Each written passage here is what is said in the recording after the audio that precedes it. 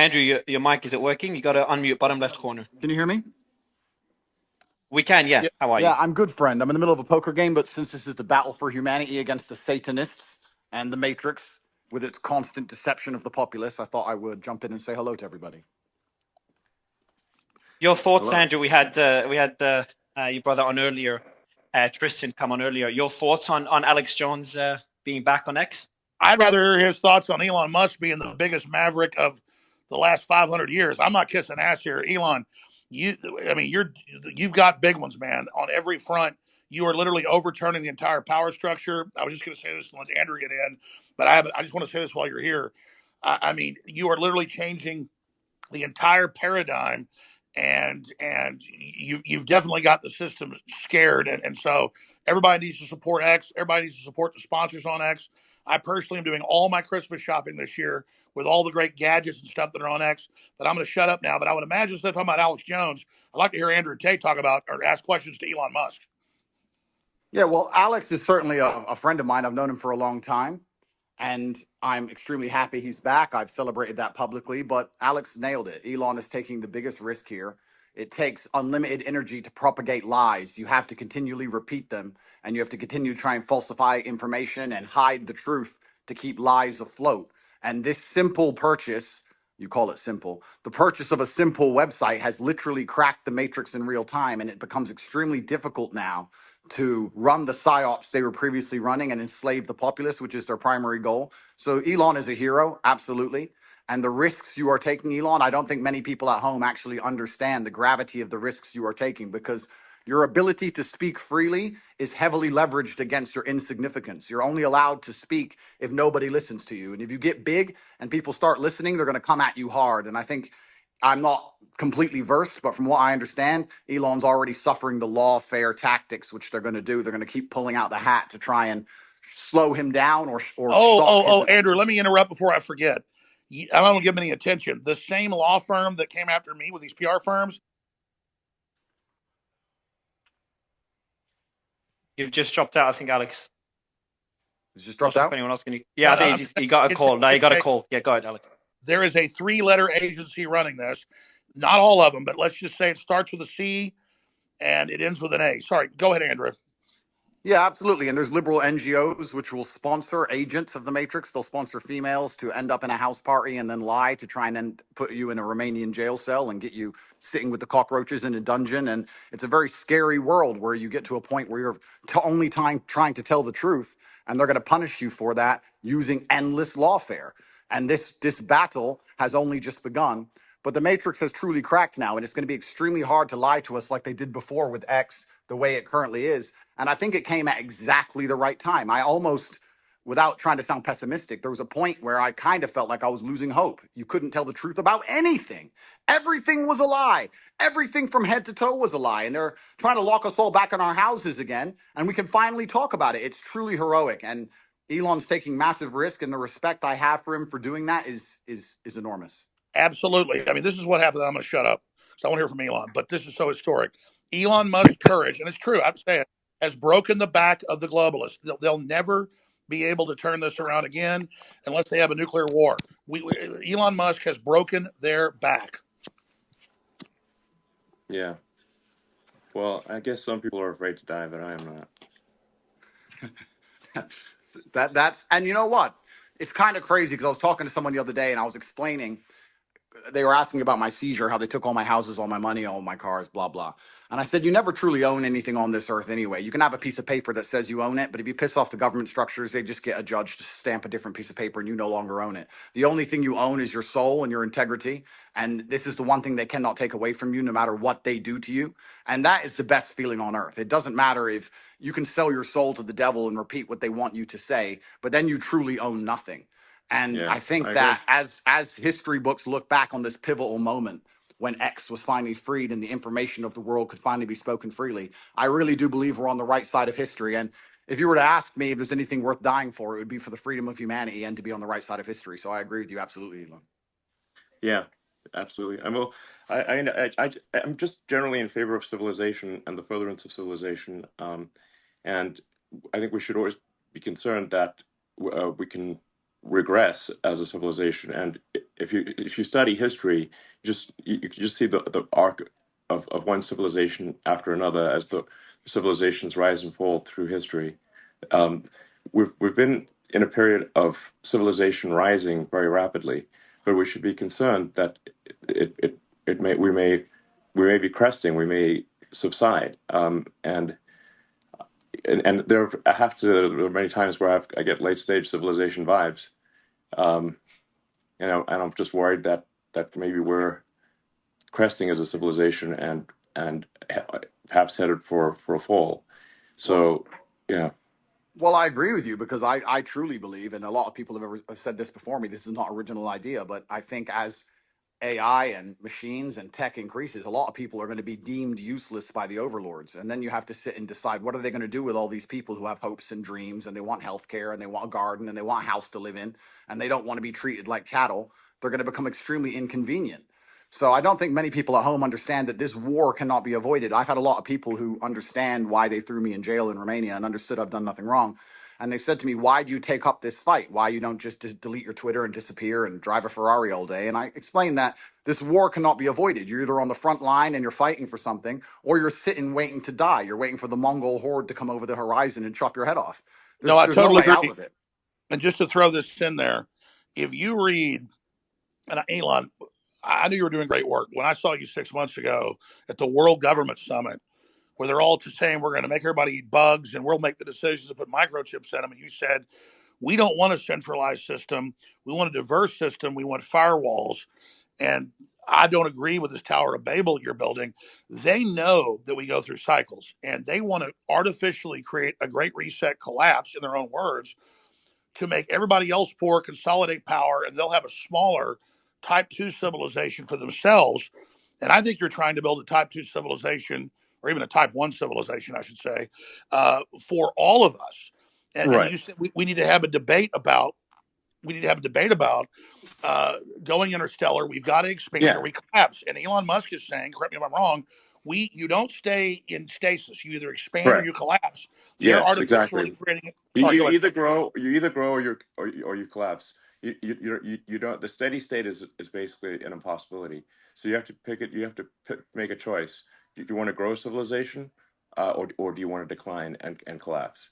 And because steady state is not stable. So, and I say we grow, and I say we expand, and we have more humans, and we become a multi-planet species and a spacefaring civilization, and ultimately be out there among the stars. And I think that is the exciting, inspiring thing for the future. Not a declining human civilization that dwindles to nothingness and where humanity dies with a whimper. And that's the bottom line. I think it is the battle of people who believe in humans and humanity and want it to expand against people who are so selfishly going through the earth and so selfishly orientated that they don't care about expanding civilization. They just want to control the humans that are currently here. And And Andrew, I it's totally a agree with you. hubris And and an Elon, arrogance. I totally agree. Let me throw this caveat on it because I've read the writings of Bill Gates and Klaus Schwab and the Club of Rome. They know we could easily expand. There's plenty of room, There hundreds of is. billions of known galaxies. They know that this is just a seed that's going to not just grow into one giant oak, but an entire forest, an entire universe. And so they want to shut everybody else down because they can't deal with the competition of the Elon Musk that come out of the general public. They want a global tyranny so they can direct it and control it so that they direct the expansion. And we can't let that happen because they literally talk about in Agenda 21, the official UN plan, a 90% world population reduction. So we need to go with the Elon Musk plan. And that's why I tell people that get upset, they go, Elon Musk is involved in every advancing technology. The globalists are pushing that too. Well, technology is like a gun. It's whose hand it's in. And so we need the gun in the people's hands, the gun of expansion, instead of in the globalist hands. And so just because Elon Musk is on the cutting edge of every technology, don't fear the technology like some troglodyte. Fear us not being in control of it. And Elon is saying we need to be an expansionary human explosion of competition and freedom, not some new dark age with a tiny breakaway civilization that's only working for itself. Sorry, I'm ranting. No, but you're completely right. Because if Elon doesn't push these boundaries, they will push these boundaries. And once they have the sole control and the monopoly over such technologies, it's over for all of us. And I don't think most people understand. It simply is the humanistic view against the death cult view. And there's people in the world who have no Yes, interest in they have no interest in growing humanity, no interest in advancing the species as a whole. Their interest is in power and true. control. And all they want to do is have absolute power over the people that currently exist and their children. And you can talk about all the perverse reasons they want to do those exact things. But it's truly scary. And all the people at home who don't really understand the gravity of this fight, they seem to think it's right wing, left wing, ha ha ha. It's Yes, a big exactly. joke. That And they're thinking about it the wrong way. It's sorry, I just got a little X here. But you're totally exactly. This right left is it's the wrong way to think about it. It's the sort of the extinctionists versus the pro humans. And once you see that it's extinctionists versus the pro humans, then it becomes very clear. So, Elon, when are you going to? I know you got 100 irons in the fire, but when you talk about we need to create a plan B for humanity, well, that's really No, it's not. plan It's not A. a plan. I mean, I think, An as I said, alternate master plan, because the globalists are in oh, control right now. You're trying to wrest control with us helping. I mean, when are you going to put out your battle plan, or are you already putting it out in pieces? no, what I'm saying is that actually, I think we should expand humanity. Like basically, we should have basically more kids. Population should increase, uh, and and we should become a multi-planet species and make life multiplanetary. Build a self-sustaining civilization on Mars, and then ultimately, this will be long after I'm dead, probably, but well, almost certainly, we can go to other star systems and go out there and I don't know, maybe we'll find some long dead alien civilizations. Um, and I don't think we want to be one of those lame one planet civilizations that never got beyond, its home planet. Um, I mean, we gotta, what are the aliens going to think of that? It's like we got to make a good showing. Team Human, well, let's yeah, go. and that would absolutely that would be LFG. certainly disappointing. But So it's essential and truthfully it's so amazing we'd even speak about these things. Only 2 years ago you couldn't even speak about these subjects, but it's so pertinently obvious to anyone who pays attention. And it is scary, and expansion and humanistic views are certainly the way to progress. And it has to be done. There's no other way. Just like a business, just like you guys said, if you stand still, you die. And it takes a few brave people to break the matrix. You have to break the dam, and I think bravery is so important because it puts a crack in the dam, and it shows that if there's people out there brave enough to risk getting canceled, risk lawsuits, risk lawfare, then it's going to inspire bravery amongst the rest of the populace, and it becomes extremely hard to lie to brave people. And I think that that's one of the largest pandemics of Earth today is bravery. And when I say bravery, I don't mean that in any kind of negative connotation. Bravery is being full of love and loving the people around you and sticking up for your community and loving where you live and loving your country. And it's brave to do those things. And it's love What do that's the going to crack the globalists teach matrix in us? the end. Children are bad. We're ugly. Humans create all this racial division. They want us to hate each other, so we just yeah. give up, roll over, so the globalists can have the future. I would just Yeah, and like to I think say the here, globalists are short-sighted too, because the thing is that you can't really separate yourself from civilization. So I think those who are sort of advocating, like it's really, I think it's just logical to be pro-civilization. You don't actually necessarily have to be altruistic. You just have to think long-term and say, obviously, you cannot exist in any good way without civilization. I mean, just watch one episode of Naked and Afraid, and see how much you want to go live in a forest by yourself. well, It's we're in it's a very it's not fun. we're in a super pivotal moment now. And the reason we're in a pivotal moment is because the machines cannot do the policing as of yet. My brother and I often True. talk about how bad COVID would have been if they had Terminator machines. You didn't have your mask on. You couldn't even appeal to the empathy of the person who knew how insane it all was. As soon as the Yeah. machines control the policing, it's absolutely over. And we're not that far away. So we're in a very pivotal period now where the bravery that's required to resist the globalist oppression has to happen now. Soon the I technology absolutely, will exist and I it's absolutely over for agree. everybody. We are Jason, we are at please. the critical crossroads right now in the entire future of the human destiny, and I called it Plan B, but I mean, Elon, what do you call it? Just an alternate plan for humanity? Because we should have a debate because the Black Rocks and the globalists are right now in control. If they were 100% control, you and others have helped wrest it to maybe they're in 80% control. They're losing control very quickly as people discover what they're doing. But what would you call the debate and discussion about a pro-human future? Just team humanity? Yeah, team humanity, absolutely. That sounds good. But I think like something that is really important is like you just literally have to have kids, or there's no next generation. Alex, do you have kids? Yes, I do. I'm not as prolific as you, but I wish I was. They're the best thing in my life. I have 4. Okay, great. And Andrew? I do have a few. I won't let you down, Elon. I'm coming. I'm Okay, coming to good. take over your title. I'm coming to take over. I'm doing my best. I got to Okay. use my good looks for something.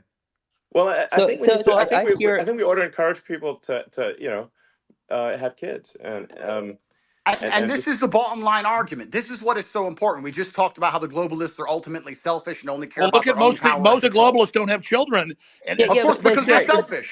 here's the when you thing. have You a guys, child. you guys are all attacking the globalists, but if you ask a globalist, like I have friends who I would consider globalists, you ask them, their ideologies are aligned that they believe that somebody living across the world is just as valuable as somebody who lives in America. And I know, there's They've already arguments. enslaved the third world, and they're No, using them as. but that's not how everybody who you would categorize as No, you're a right. There's a lot of globalist useful thinks. No, idiot globalists, but that's the not. globalists at the top are depopulationists. That's their Oh, so religion. so so maybe if you want to look at the top, you can say globalists at the top. Some of them might have that view, but if you just talk to an ordinary person who views themselves as a globalist, they're not saying, "Oh, I'm evil." They're not an evil person. They just have this belief that human being around the globe is equal. That's I would all call they're that looking an at. So internationalist. That's an internationalist. A globalist wants one world government run by corporations. yeah, well, I mean, I think you can label them differently, but I think if you talk to somebody who's Well, a Henry globalist, they're gonna. Kissinger was a globalist. Zbigniew Brzezinski was a globalist. I'm not trying to be mean to you, but their number one rule is the Earth is too small. We can't expand. We've got to bean count and put everybody on rations. We've got to social engineer and end the normal human program because humans are failed. And they want to turn us into factory farm humans. Those Well, are allowed to survive. Yeah, I think I'll, they're. yeah. I'll let me answer the let, question. I'll answer the question Sorry quickly. guys, if we can just say like some of these titles are a little confusing. If say someone's an internationalist or a globalist, I think where what can achieve some disambiguation here is to say like does someone have as an axiomatic belief that there are too many people on the earth, or do they not? Do they believe that the Earth can sustain the current population, or do they think it cannot? Now, the reality is, Earth can actually handle a human population probably 10 times larger than the current Yes. population. Earth is actually very sparsely populated by humans. We only see density because if we're a dense urban environment like New York or Boston, London or something like that. But if like here would be like a good test. If you took a plane from LA to New York and you try to drop a bowling ball and hit somebody, your chances of success are basically zero. You'd have to drop 10,000 bowling balls, maybe. Yes, you just and I'll tell you sort of something that may scare people a little bit is that there are thousands of objects falling onto Earth from space all the time. But how often do you hear about someone actually getting hit by That's falling right. by meteorites? It's I think Absolutely. very there's one known case of a woman in her house getting hit by one. Elon, I yes. want I want to just respond to Ed actually for a second because again, when it comes, I think it's good to get a good counter view here.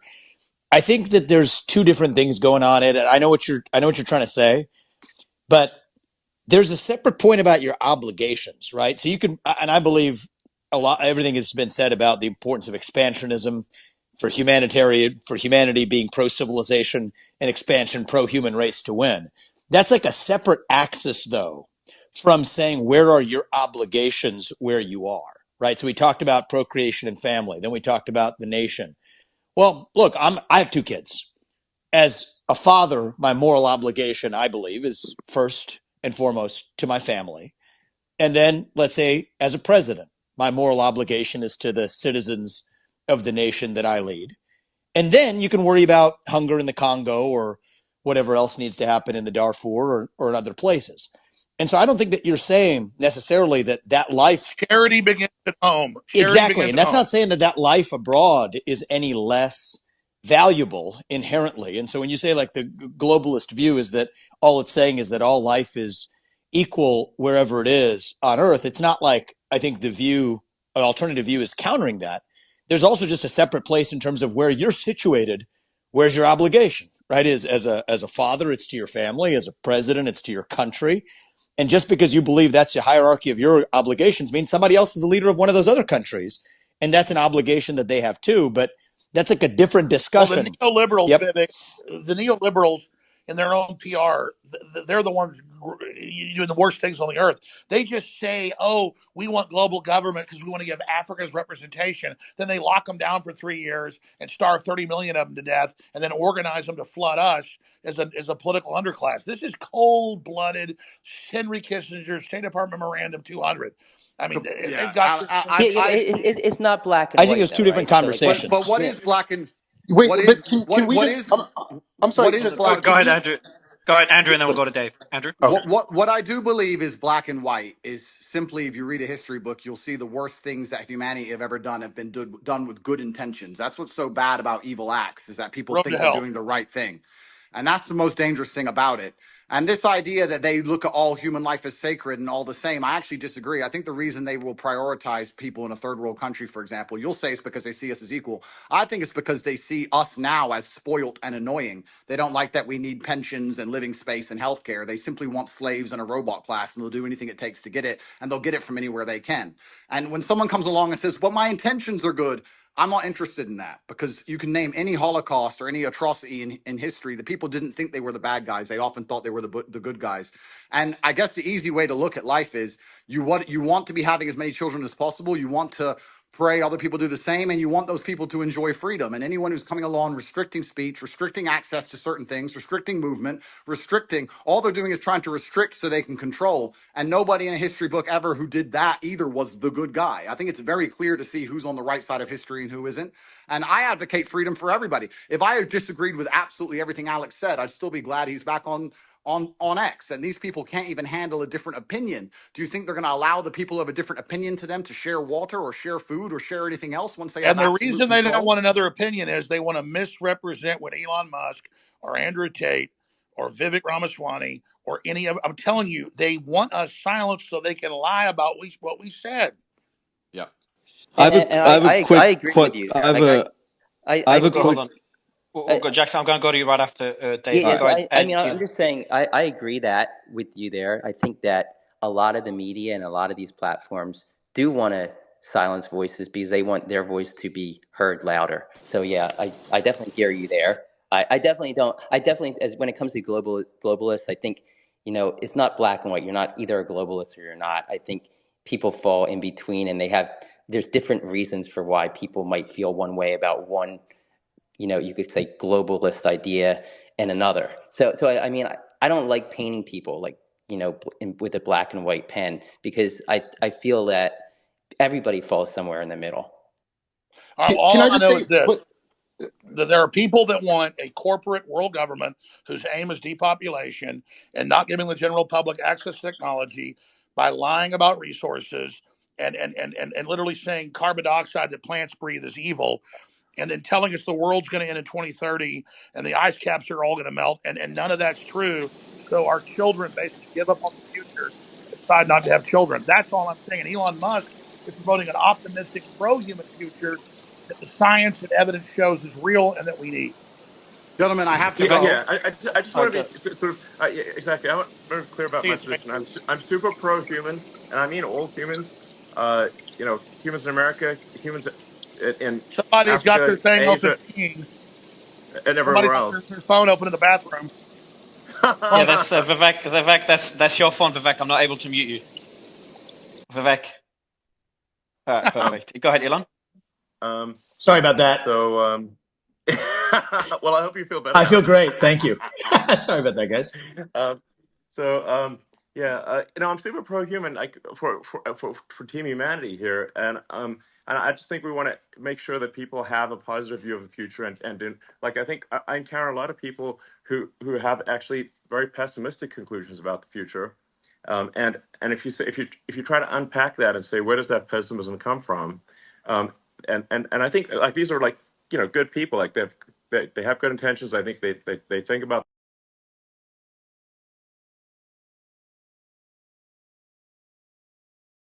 things often come from is believing that there are too many humans on the planet. This is false. Earth can easily sustain far more than the current population. Um, and but they've been told this thing and they've believed it, and it is false. I'm Now going to sign I'm out, very I'm gentlemen. very pro environment. Bye, Obviously, I Andrew. think I might have done more about more. I'm certainly I might have done more for sustainable energy than maybe any single human. So I would consider myself an environmentalist, but I also believe in physics and reality and not sort of being alarmist about things. Well, something you said was really smart, and because I've seen the equations. I'm not a mathematician or rocket scientist like you, but we need the fossil fuels to get to the new technologies and that is transfer true. over. You can't cut Yes. them all off and then not have it. They're blowing up the bridge that gets them there. Yes. Gentlemen, Andrew.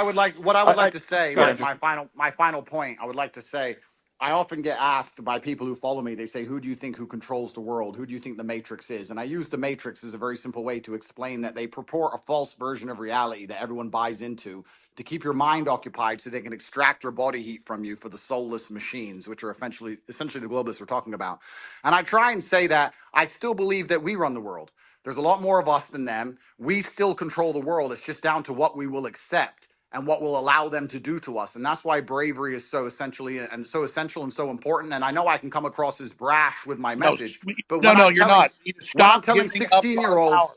when I'm telling 16-year-olds to go and get rich and buy a fast car and train hard and go to the gym, etc., because these young men are far less likely to blindly comply. And it's extremely important that they don't psyop the next generation of young masculine youth. And And that's why we the still, system was scared of you, Andrew, because you were doing an extreme version of it to shock them out of it, to show them how to have a destiny, how to have desire, how to want to be into the future. And then that's the well, same thing in a different way that Elon's doing. you're right. We still control the world, and it's down to what we will accept. And it's going to take bravery and love. You need to love the people around you, and love the human race, and love the place you're from. And I just want to wrap up by saying that I would never kill myself. And if they put me back in that dungeon to starve, I hope you will all do your very best to get me out because I'm in a very We will, precarious Andrew. legal Love you. situation.